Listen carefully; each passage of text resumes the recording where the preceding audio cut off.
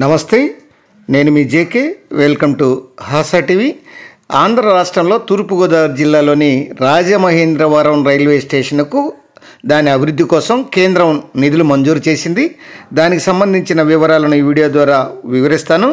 Video చివరి దాకా చూసి మీ అభిప్రాయాలను ఒక కామెంట్ చేయండి ఫ్రెండ్స్. ఏపీలోని తూర్పుగోదావరి జిల్లా రాజమహేంద్రవరం రైల్వే స్టేషన్ అభివృద్ధికి కేంద్రం ముందడుగులు వేస్తుంది. ఈ మేరకు ఈ రాజమండ్రి రైల్వే స్టేషన్ నిర్మాణం కోసం 271.43 కోట్ల రూపాయలనైతే కేటాయించింది.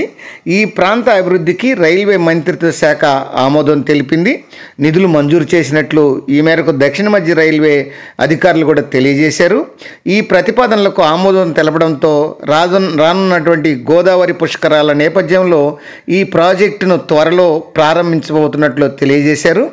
ఈ ప్రతిపాదించినటువంటి అభివృద్ధి కార్యక్రమం స్టేషన్ అనుసంధానం, మౌలిక సదుపాయాల మెరుగుదలకు దృష్టి సారించనున్నట్లు వారు తెలిపారు. అట్లానే 2071-2072 సంవత్సరం నాటికి ఈ స్టేషన్ నుంచి రోజుకు 9,533 మంది ప్రయాణికులు రాకపోకలు సాగిస్తారని అంచనా వేశారు.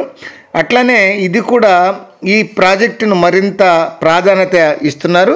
అమృత్ భారత్ స్టేషన్ పథకం కింద ఎన్నికల ముందు ప్రధానమంత్రి మోడీ శంకుస్థాపన చేసినటువంటి ఈ 250 కోట్ల పునరాభివృద్ధి పనులు ఇప్పటికీ టెండర్ల దశలోనే ఉన్నాయి. కొత్త ప్రతిపాదనలు వచ్చిన నేపథ్యంలో వాటి ప్రాసెస్ నిలిచిపోయింది. అయితే తిరిగి ఈ రాజమండ్రి స్టేషన్ను తిరిగి పునరుద్ధరించాలని, దీన్ని అత్యాధునికంగా తయారు చేయాలని నిధులైతే మళ్ళీ తిరిగి కేటాయించడం అయితే జరిగింది.